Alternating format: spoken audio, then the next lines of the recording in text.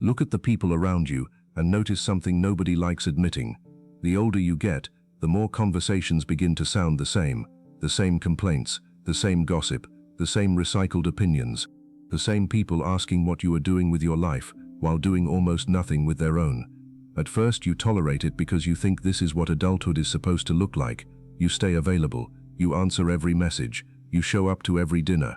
You sit through conversations that leave you more tired than when you arrived. You keep people close because losing them feels like failure. Then something changes. You begin to notice the cost, not the obvious cost. Not the money spent on food, drinks, transport, birthdays, weddings, trips, favors, and all the little expenses required to remain socially visible. The deeper cost is harder to see. Every hour you spend around people who do not sharpen you is an hour they quietly shape you.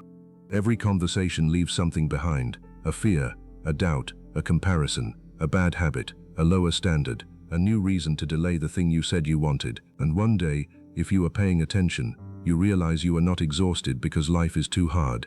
You are exhausted because too many people have access to your mind. That is when intelligent people begin to pull back, not because they suddenly hate humanity, not because they think they are superior, not because they are trying to look mysterious.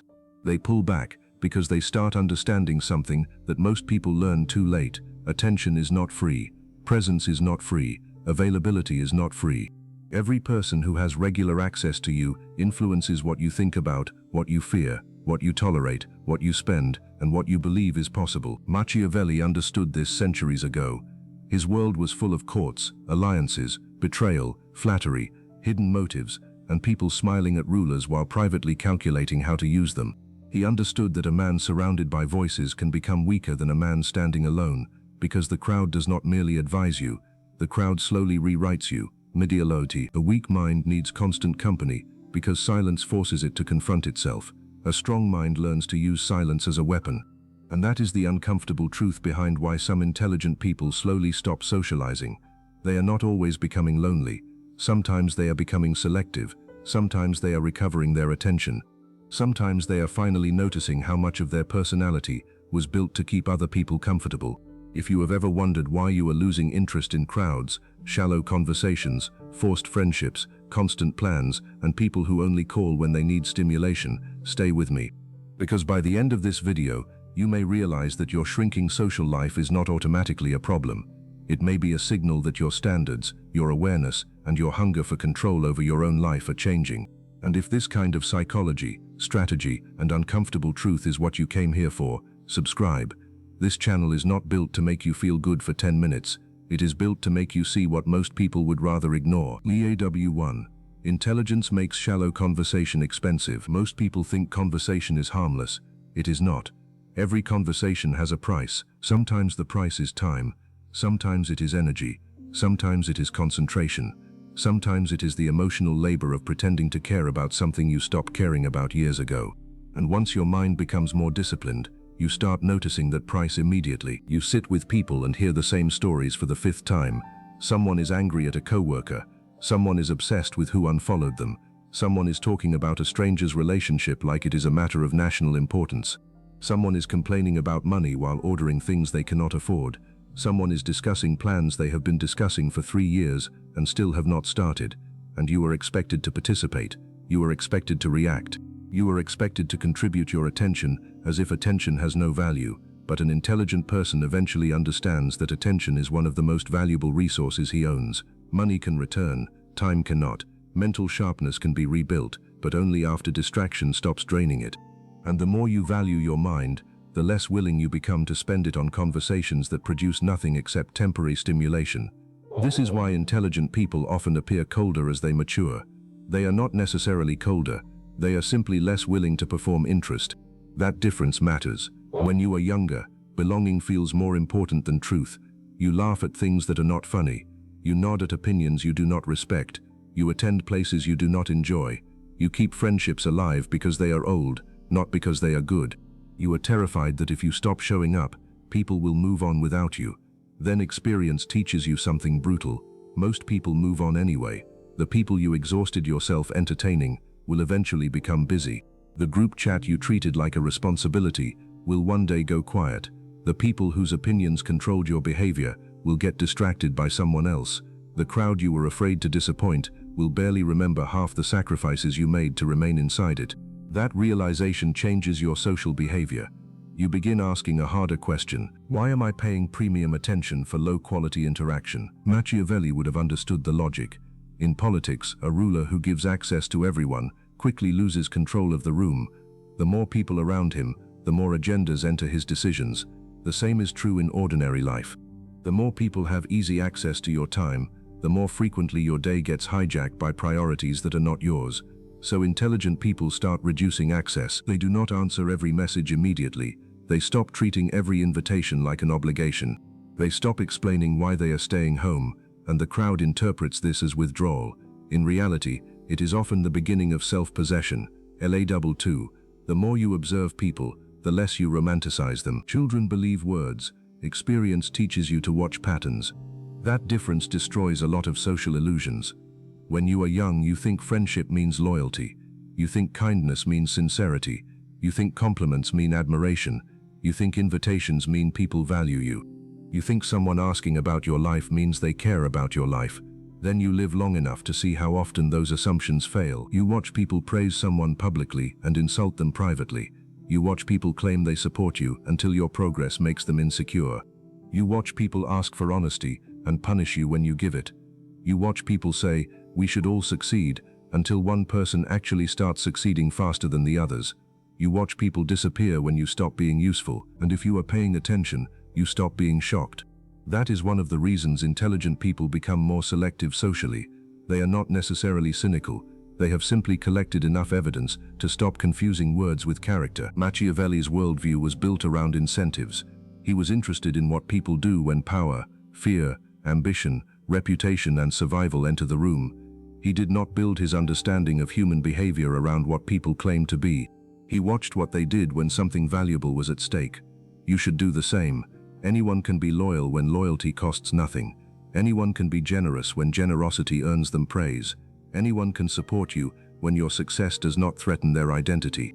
The real test appears when your growth changes the balance. You get healthier, and suddenly the friend who joked with you every night says you are becoming obsessed. You stop drinking, and the people who loved your company say you have become boring. You start saving money, and people accuse you of becoming cheap. You stop gossiping, and suddenly you have changed. You become serious about your future, and the people who benefited from your unseriousness start missing the old you. Pay attention to that. Sometimes people are not upset because you changed for the worse. They are upset because the version of you they could easily access is disappearing. That is an ugly truth, but ugly truths are useful. The intelligent person eventually stops asking, "Do these people like me?" He asks, "What version of me do these people reward?" That question will expose half your social circle. Some people reward your weakness because your weakness makes them comfortable. Some people reward your confusion because your confusion keeps you dependent. Some people reward your availability because your availability makes their life easier. And when you finally stop giving them that version of yourself, they call it arrogance. Let them. A person who loses access to you is not automatically a victim. Sometimes they simply lost a privilege they got too comfortable abusing. LAW3. Groups punish difference more than they admit. Every group says it values individuality. Most groups are lying. They value individuality as long as it does not disturb the group's rhythm. You can be ambitious, but not so ambitious that your results expose everyone else's excuses. You can be disciplined, but not so disciplined that people feel judged merely by watching you. You can change, but not so much that your transformation makes the group confront how little it has changed. This is why people who think independently often become less social over time. Group life has hidden rules. Speak too differently, and you become difficult. Want too much, and you become intense. Say no too often, and you become selfish. Stop participating in every ritual, and people begin asking what is wrong with you. Nothing may be wrong with you. You may simply be breaking the unspoken contract.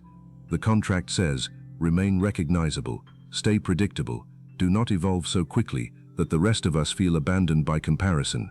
That is why groups can become dangerous to anyone trying to reinvent himself. If 5 people around you treat 5 hours of scrolling every night as normal, your discipline will feel extreme. If everyone around you spends everything they earn, saving will look strange. If your social circle lives for weekends, building something after work will make you seem obsessive. If your friends mock anyone who takes life seriously, Eventually, you will either lower your seriousness or lower your exposure to them. There is no magical third option where environment has zero effect on you. Humans adapt. That is not weakness. That is how nervous systems work. Stay around cynical people and cynicism becomes language. Stay around lazy people and delay becomes normal. Stay around people who mock discipline and eventually your standards begin apologizing for themselves. Machiavelli knew that courts shape rulers. Flatterers do not need to command a prince directly. They only need to control what he hears repeatedly. Enough repetition and bad judgment begins to feel reasonable. Your social environment works the same way.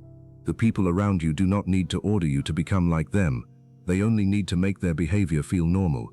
Intelligent people eventually understand this and stop treating environment like decoration. They protect it. They know one careless friendship can do more damage than one obvious enemy, because enemies trigger your defenses. Friends bypass them. An enemy says give up, and you resist. A friend says come on, you work too hard, relax.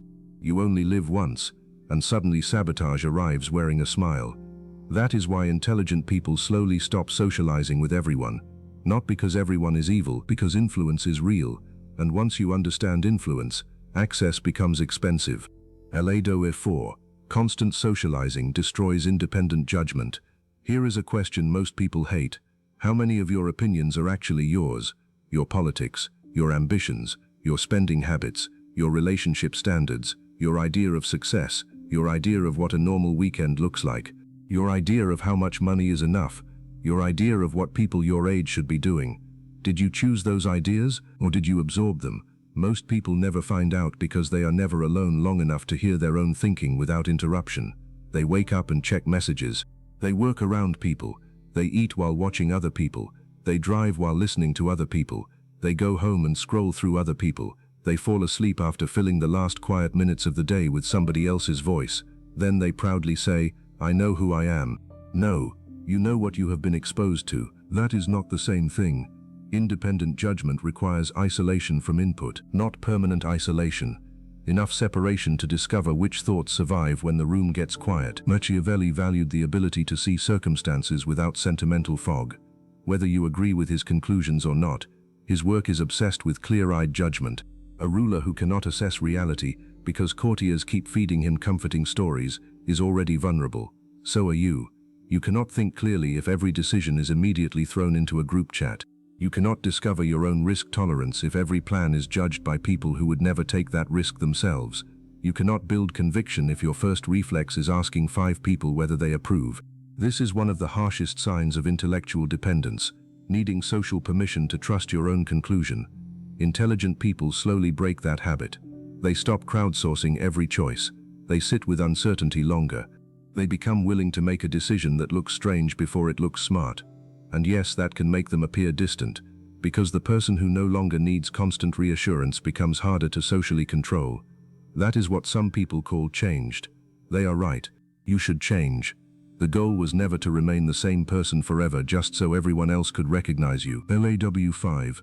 Solitude exposes who you are without an audience. This is where most people fail. They romanticize solitude until they actually experience it. Then the phone stops buzzing. The invitations slow down. Nobody is waiting for an update. Nobody is watching. And suddenly the silence feels unbearable. Why? Because social life gives you something more addictive than company. It gives you distraction from yourself. When other people are always around, you never have to ask whether you like the life you are living. You can spend years moving from conversation to conversation without confronting the fact that you have no direction. You can be socially busy and personally empty. You can have plans every weekend and no plan for the next 5 years. You can know everybody and barely know yourself. That is why silence scares weak minds. It removes witnesses. It removes excuses. It removes the performance. Now there is nobody to impress with your intentions. There is only the question, what do you do when nobody is watching? Do you read? Do you train? Do you build? Do you plan? Do you learn? Or do you immediately reach for your phone because being alone with your own mind feels like punishment? That answer tells you more about your discipline than any motivational speech ever will. Machiavelli's exile from political life is important here. Removed from the circles of power he once knew, he spent time away from the political stage and produced the work for which he became most famous. The point is not that exile magically creates genius. The point is that separation can reveal what constant participation was hiding. Sometimes losing the room gives you back your mind, and that is what intelligent people begin to understand. They stop treating solitude as empty time. They treat it as diagnostic time. Alone you discover whether your goals are real or merely things you enjoyed talking about. Alone you discover whether you have discipline or only social momentum. Alone you discover whether you actually enjoy your own company. And if you do not, that is not an argument for more socializing. That is evidence that you have work to do. The weak response is to cover the discomfort with more noise. The strong response is to become someone you can stand being alone with. LAW6. Smart people get tired of performing themselves. There is a version of you that exists only around certain people. You know exactly what I mean. Around one group you become funnier. Around another, quieter. Around another, more agreeable. Around another, you pretend not to care about success because caring too much would make them uncomfortable. Around another, you hide what you are building because the moment you say it out loud, everyone has a joke, warning, opinion or story about why it will fail. This constant adjustment is exhausting. People call it social intelligence. Sometimes it is. Sometimes it is self-betrayal with good manners. There is nothing wrong with adapting your communication to different people. That is basic maturity. The problem starts when your entire identity becomes a series of performances designed to avoid rejection. Intelligent people eventually become disgusted with this. They notice that every room demands a costume. The old friend wants the old version of you. The family wants the familiar version of you. The workplace wants the useful version of you. The social circle wants the entertaining version of you. And very few people ask whether the person underneath all those roles is exhausted. So the intelligent person begins withdrawing from rooms where authenticity is too expensive. This is often misread as arrogance. But there is a difference between arrogance and refusing to shrink. Arrogance says, I am better than you. Self-respect says, I am no longer willing to become smaller so you can remain comfortable. Those are not the same thing. And this is where social pressure gets vicious. The moment you stop performing, people who benefited from the performance become offended.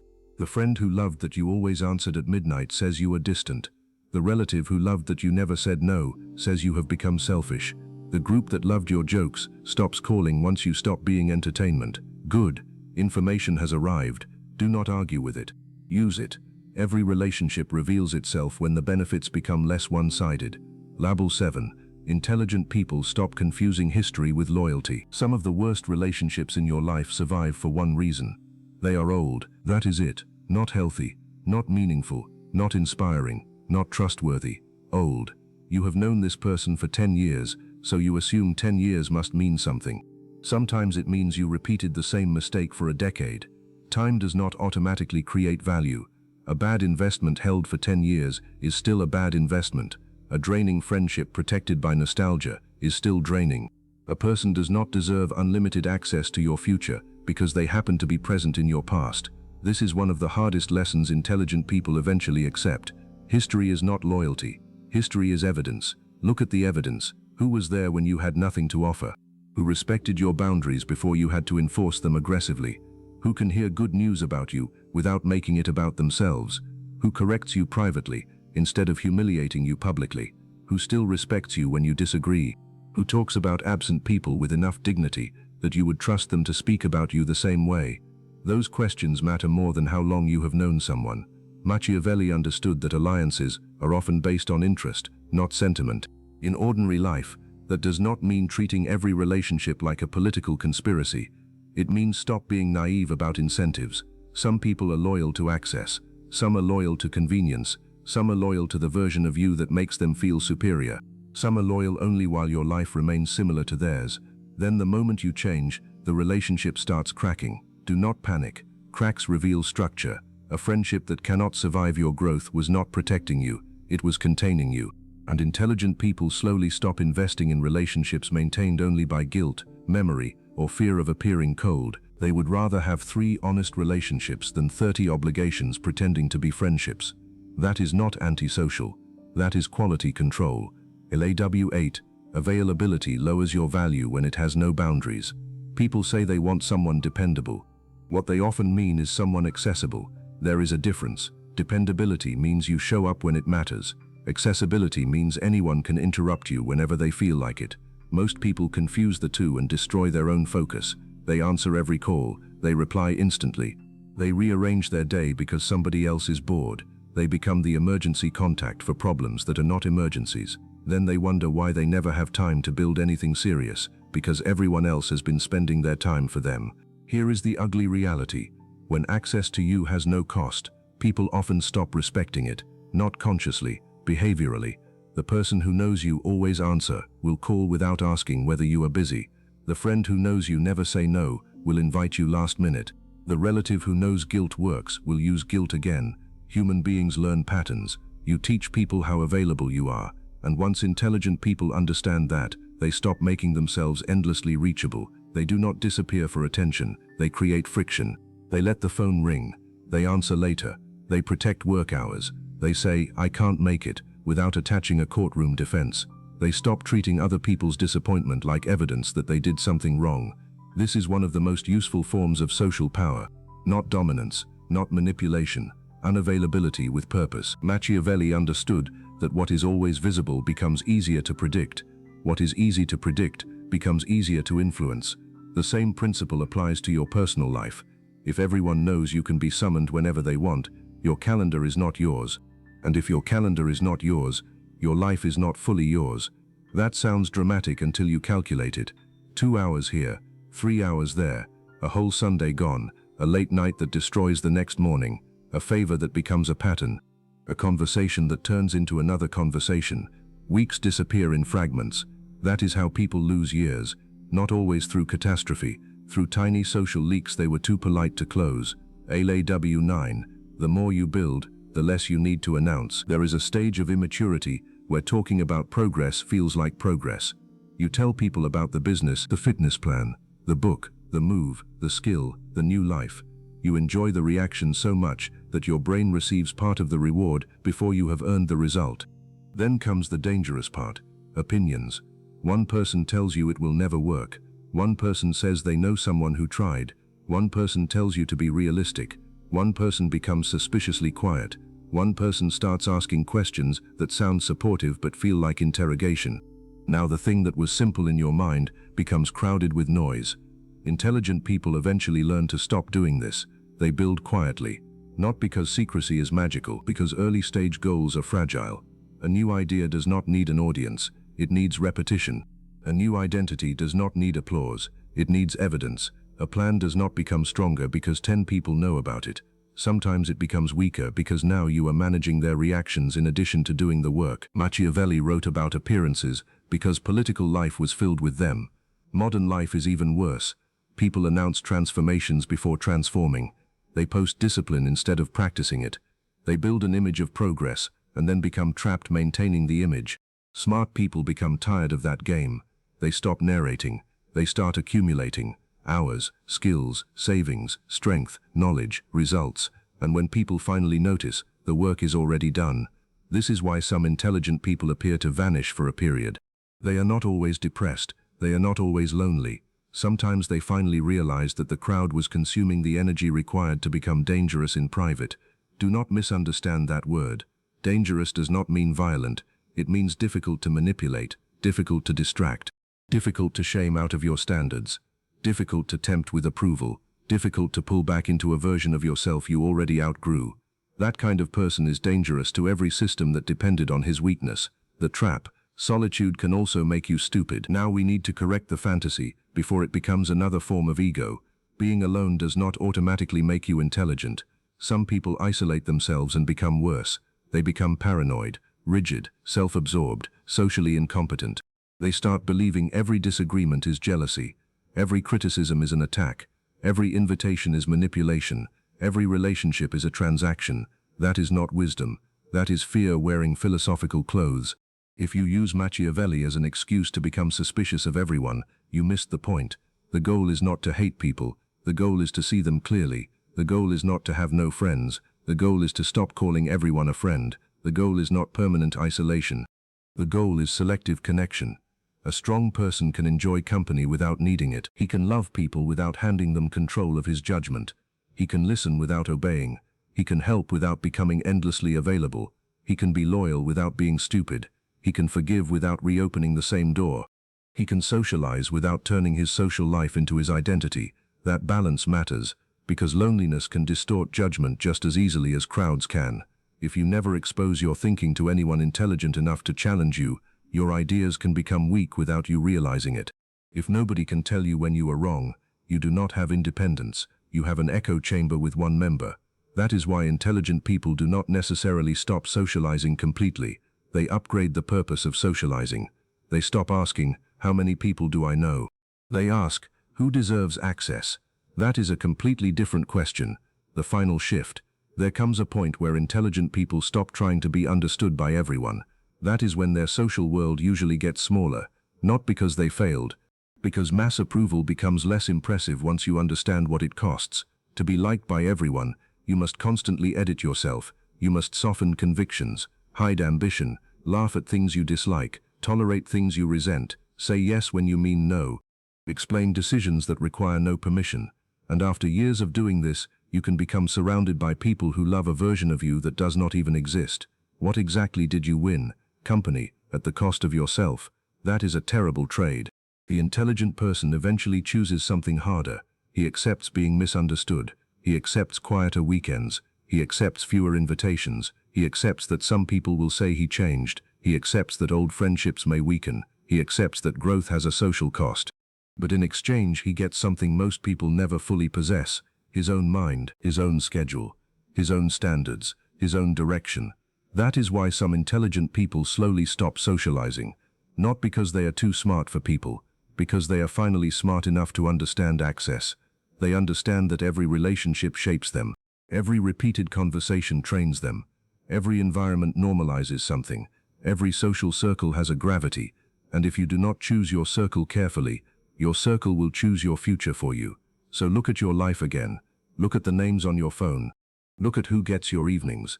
Look at who receives your best attention. Look at the people whose opinions still influence decisions they will never have to live with. Look at the relationships you maintain only because ending or reducing them would make you feel guilty. Then ask yourself one question. If I met these people today, as the person I am trying to become, would I still choose them? Do not answer quickly. That question can rearrange a life, because intelligence is not just knowing more, it is noticing cost, it is noticing patterns, it is noticing influence, it is noticing when something that once felt normal has become expensive. And sometimes the most intelligent social decision you can make is not finding more people, it is giving fewer people access to you. Not everyone deserves the front row. Not everyone deserves daily contact. Not everyone deserves explanations. Not everyone deserves your plans before they become results. Not everyone deserves the version of you that took years to build. Protect it. Use solitude deliberately. Build in it. Think in it. Recover your standards in it. Then return to people by choice, not hunger. That distinction changes everything, because when you need people, you tolerate almost anything to keep them. When you choose people, your standards come back. And once your standards come back, your social life may become smaller.